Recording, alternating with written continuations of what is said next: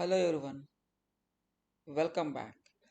In previous lecture, we just created Spring Boot web application and displaying simple message like welcome to Java Cafeteria by using query parameter, right?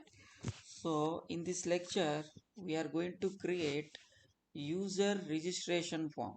So any application, if you take any domain, if you want to access any application's home page, so user must have to register first, and then with that credential user has to log in, right?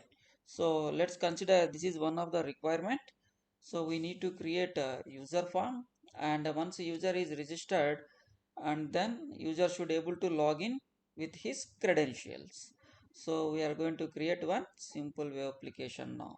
So let me create a user registration form.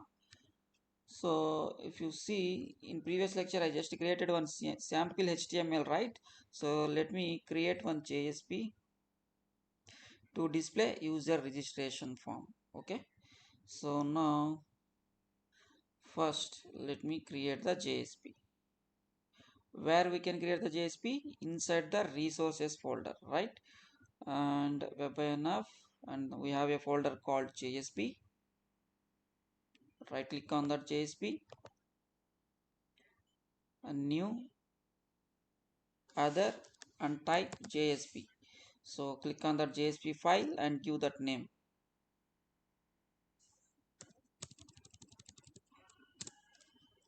User register form.jsp.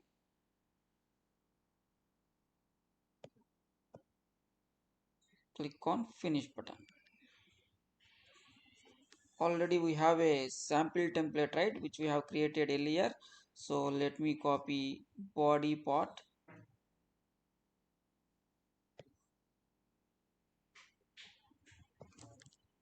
and let's create a user registration form. Organize the code, control shift F, so your data will be proper. Or let it be, as of now, let it be like this.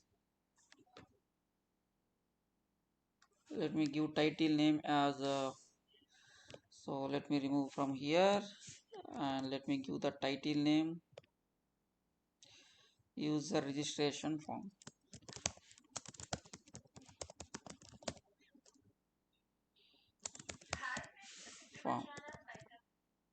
Okay, so now let's display this JSP. How we can display the JSP? So let me create user registration controller. So or let me create new controller. We can write within the same controller, but I don't want to do that because we are going to develop one mini project so that people can understand very easily. We'll do step by step how we are going to develop in real-time environment. So now let me create the JSP. So generally we'll start with the database tables. First we have to create a database table, then we can start actual classes and view pages. So but before that I want to create a user registration form, and then we'll create the model and we'll start writing business logic. Okay, so now user registration form. So let's see what all the fields are available in user registration form. So we have a first name, last name, and email and mobile number. So let me, we don't want mobile number, so we just need a password, right? So to register the user we need a password. So input type should be password, and give field name also password. Here we can give please enter password.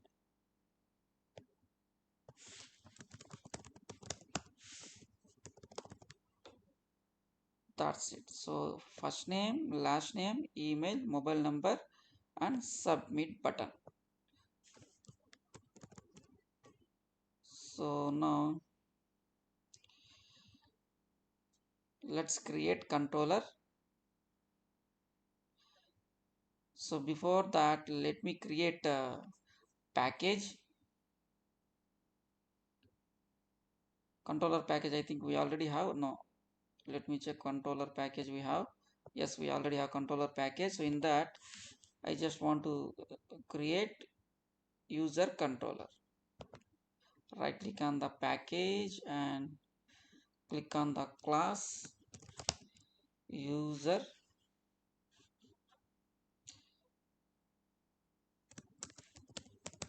controller. Click on finish button. Now we have to declare our this is a simple Java class, right? We have to make this class as a controller. How we can do that? At the rate controller annotation, by specifying at the rate controller annotation. That's it. So now let's create method to return registration form. So public, so it should return string and view registration form or view register form.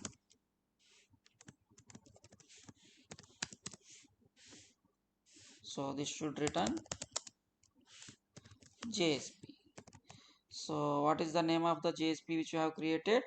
User registration form, right? So let me copy that name as is.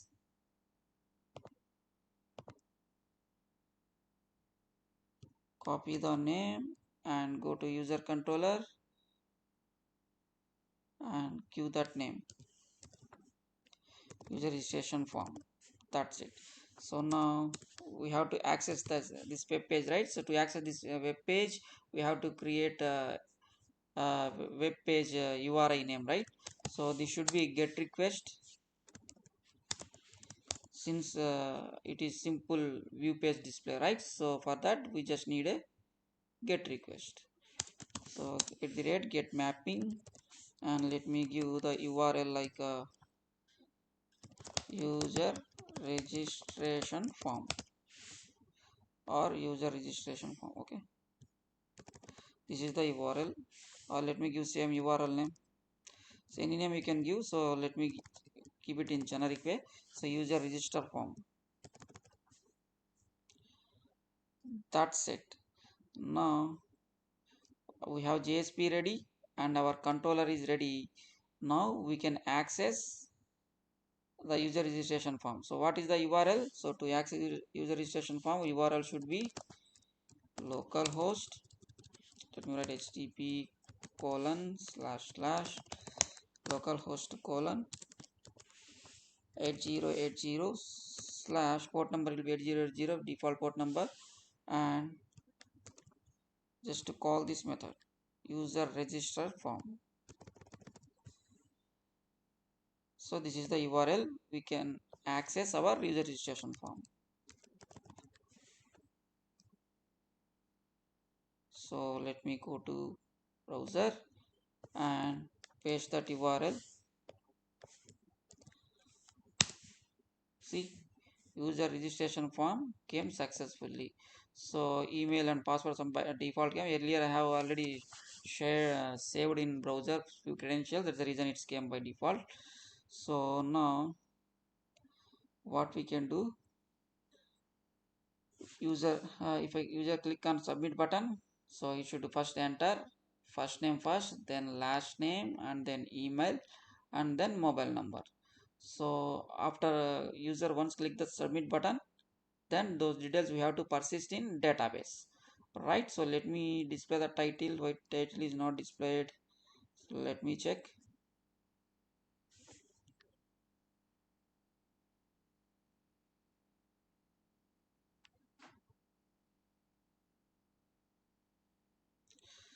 So instead of head, let me copy this user registration form and let me write it in another way. Remove this and keep it in inside the body itself.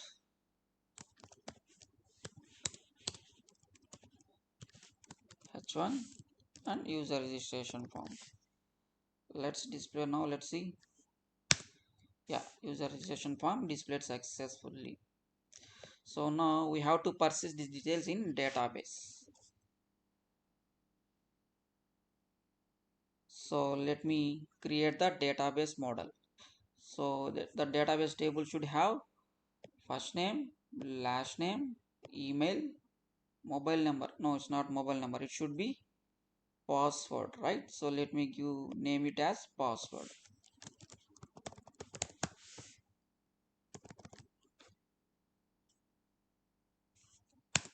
Yeah, now it is showing it as email and password. So we have to persist these details in database. So we are going to use Hibernate and JPA, and by using JPA repository we are going to persist these details in database. So let me create a database and table. Open my SQL Log. So SQL Log is the client. So I am using SQL Log client to communicate with MySQL database server. So now let me create one new database.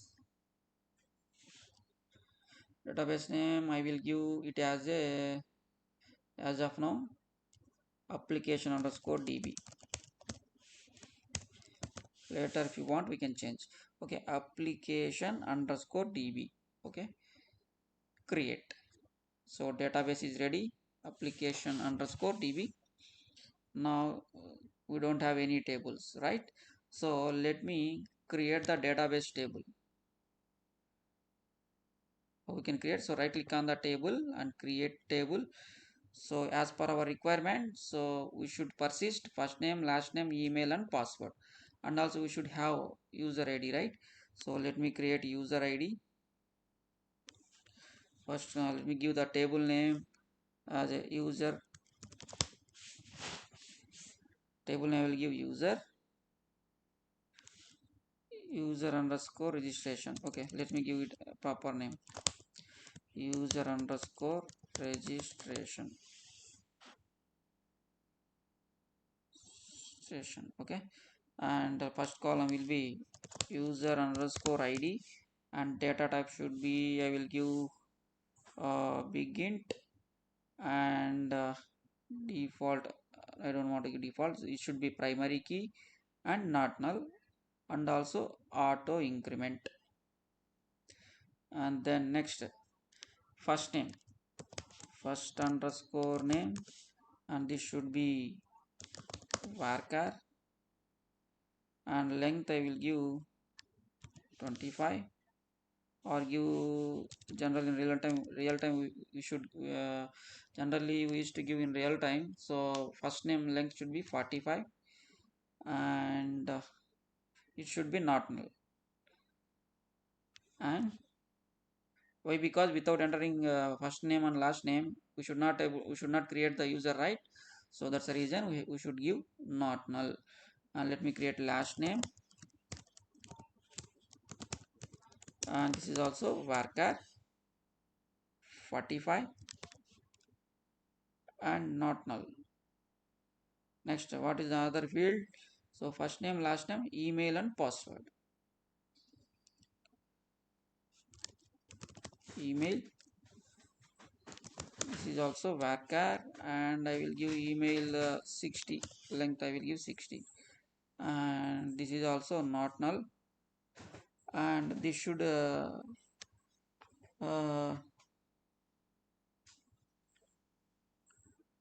let me check here.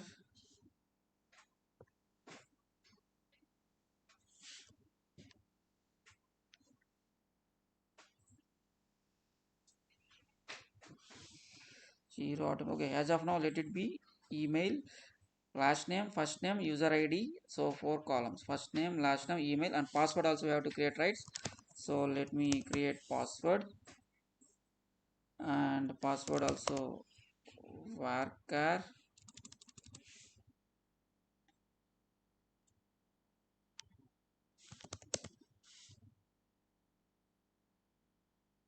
password I will give 25 length, and password also not null. So in user table these four 1 2 3 4 5, These five details are mandatory in database. So that's the reason I have selected everything is not null, not null. So what does it mean? So all the fields are mandatory. So this user ID will be auto generated by JPA. So we no need to bother about it user ID. So it will be auto generated. So auto increment, and first name, last name, email and password should be mandatory. So now let's save. Click on save. Do you want to create more tables? No.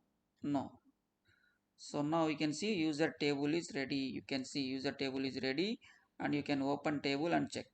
So as of now we don't have any data.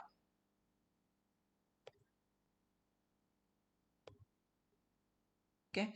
So in next lecture we will persist the data in database. Okay guys, so who are all watching newly, so you can subscribe my channel and watch all the videos. So in this course you can learn Spring Boot, Angular JS, microservices, and all rest other concepts like Spring Security and JWT. So you can learn step by step. So each and every video I will create in simple manner so everybody can able to understand. So channel name will be